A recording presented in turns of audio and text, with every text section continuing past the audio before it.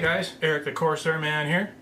Looking to run through what I built for the Styrene Syndicates 48-hour build. It was kind of a dual thing. The guys at Paul's Live at the Bench had kind of followed along with their build.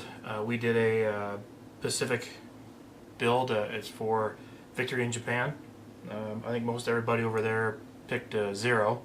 I, on the other hand, being that I am the Corsair Man, chose to do Tamiya's 148 F4U-1D with Moto Tug. I don't have the box here with me, but these are the instructions. If I can get it in shot here. Ta-da! Yeah, oh, that guy right there. Beautiful kit. This is the second of this type of boxing that I've built, and I've built the same decal option as I did the first time, which was for Paul's first VJ Day 48-hour build. Probably, I'm going to say about a year ago. I don't really know what much to say about it other than it goes together extremely well. The only thing I didn't build with it for it was the Moto Tug that came with it, and I didn't build the extra fuel tanks. I may do that on another one because I've got 2 or 3 more of this kit. It was an awesome weekend. I kind of pushed myself to the limit for the 48 hours. I got off of my job at probably 2 o'clock, ran to the grocery store as fast as I could, grabbed a bunch of supplies, junk food mainly, and rushed home, sat down, joined the guys, and started building. And didn't stop building until, I think I pooped out and passed out in my chair at probably midnight, 1 o'clock in the morning, Pacific time. I'm in Spokane, Washington. So, yeah, and I didn't wake up probably till about 8:30-ish this morning. Today is Sunday the 31st. For this kit, I put together basically straight out of the box. The only thing that I added extra were scale aircraft conversions, white metal landing gear, and the only thing I didn't use out of that, which I'll use on another one, as I found out on the first kit I built of this, if you do the bent wing version, folded wings, the wing struts are extremely weak. I shouldn't say extremely, they are weak. And the kit comes with, excuse me, it's my cat chewing on my headphone cable. The conversion comes with newer, just updated, just copies of the kit ones in white metal, so they're a little stronger. I just used these as handholds to hold the wings while I painted them and decaled them. So I'll save these for another kit. But it went together really well. Just had the white metal landing gear from Scale Aircraft Conversions. I had an Edward photo etch zoom set for the cockpit. Completely forgot that I had them in the box, so it was kind of a bonus, along with another set of decals for Major Pappy Boyington, the Black Sheep Squadron. Save those. I'll save them for another build.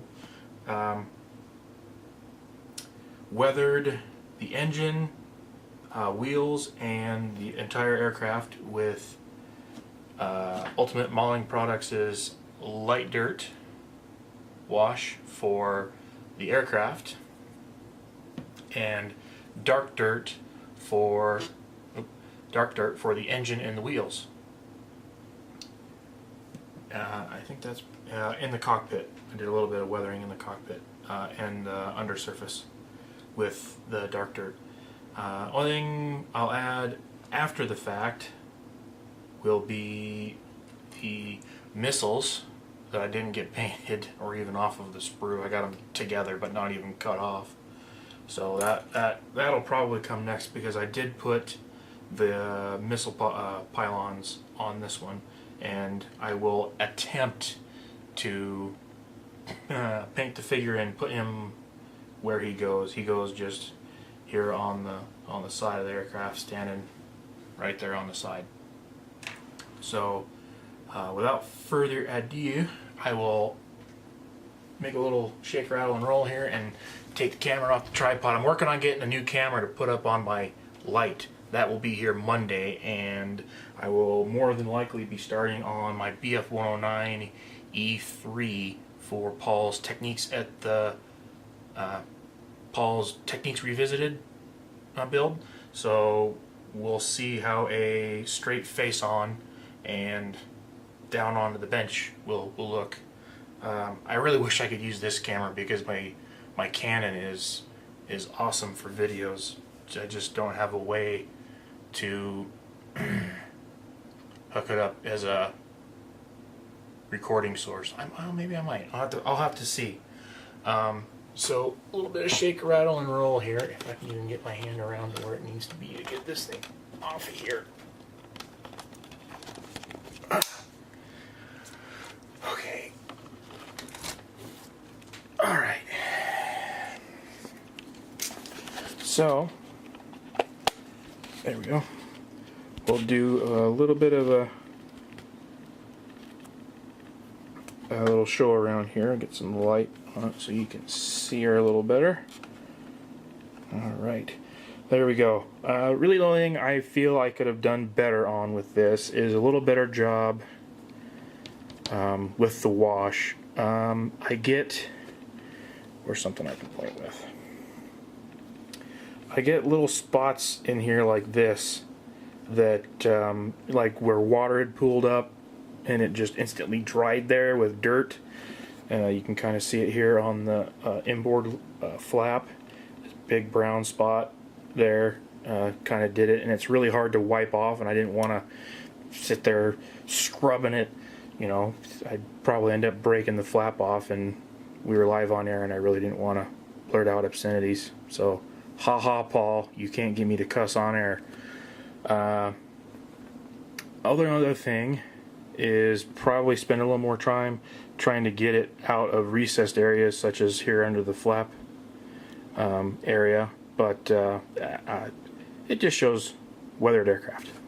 It's my story, and I'm sticking to it. The only other thing I just realized that I forgot, if I can get it off without busting the wing or scratching the paint, is this sticker for the landing light, which seems to have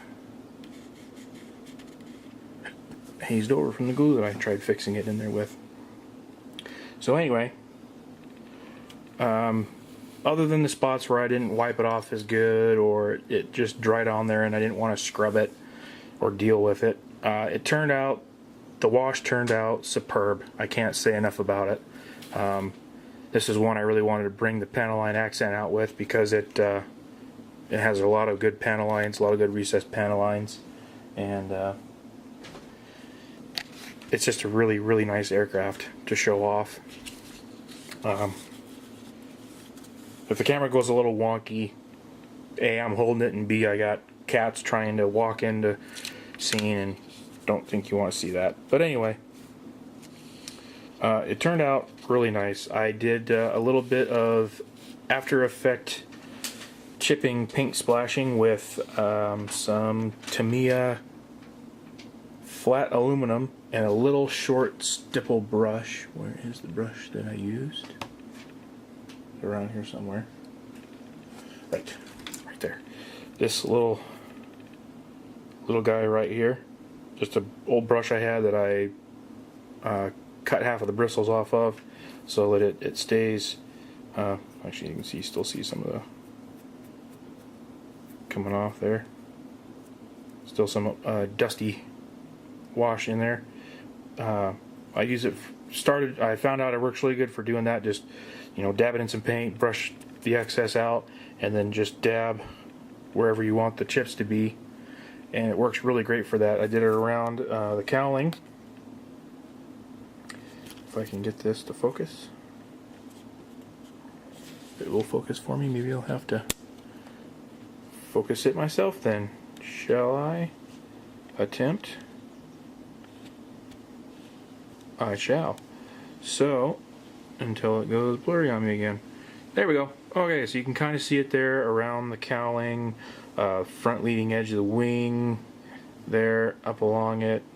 Did a little bit on the propeller just to give it some wear and tear, along this leading edge of the wing, and along the top of the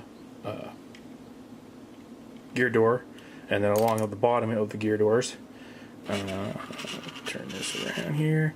Did a little bit up top of the cowling and along the window frame, along the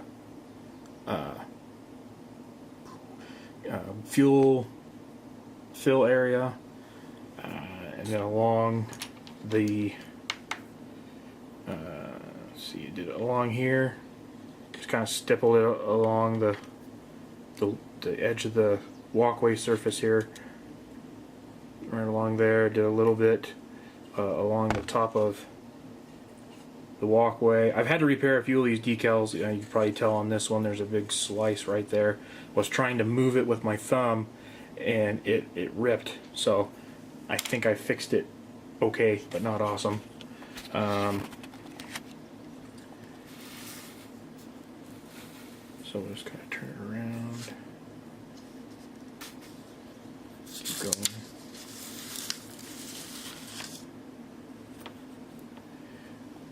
The first kit I did of this, I built it with wings folded. This kit I kind of wanted to do half and half. I thought it would look pretty neat half and half. So, see if I can shine some light to give. And then occasionally it did it like this under here. It did it where it just kind of wouldn't come off of the decal, but no big deal. Again, makes it look a little used and abused, but not really the look I was going for. And I'll have to work on this, or if anybody can give me some suggestions, I get it around the edge of the decal where the film is and not the ink. So I mean, it pulls up around the edges there on the two, and it's not on every one. It's kind of hit and miss where it sticks. So I gotta do a little more research, ask some questions, see what other people do to work with it. And then of course you can kind of see it there on the edge of that walkway decal. It sticks, and I have clear coated after I did the decals. So still trying to figure it out. Take the canopy off. See if I can get some good shots inside the cockpit.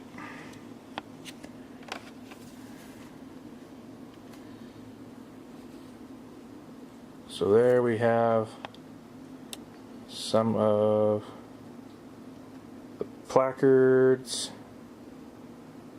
in the Edwards set. There's some placards there. There's the gear selector up and down. There's one there on the elevator wheel for the trim adjustment. A few inside on the sidewall here. I wonder if I can I turn this up? Probably not.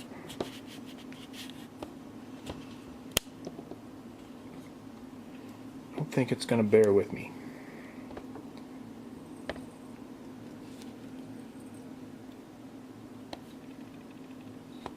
Yeah, I can kind of sneak in a side shot for the... Maybe not. Yeah, at any rate. Just kind of quick shot of the cockpit. Decal seat belt. Just figured it'd add a little more to it if I added the decal for that. Again, slight chipping for the seat. Oops. For the seat, and some dry brushing for the instrument cluster and things of that nature. I didn't even realize that there was a decal sheet for instruments for this. I should have known, but I didn't think it was going to be all that good, so I omitted it. But I think next time I build this, I will add that in just to kick the cockpit up a little more.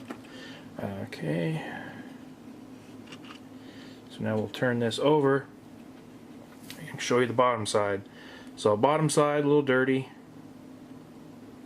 This paint is not the AS8 that Tamiya calls for. It was a custom mix of, I'm going to say probably a 50-50, 60-40 in favor of royal blue and medium blue.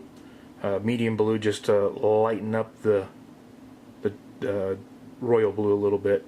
So it was a mix of X3, royal blue, and whatever number royal blue is, XF something 13, I think. So just a little wash underneath. Inside surfaces where it was painted green was washed with the dark dirt from Ultimate, and again under surfaces where there's dirt showing and stuff like that is light dirt. So just wanted to show that. All in all, it was an awesome weekend.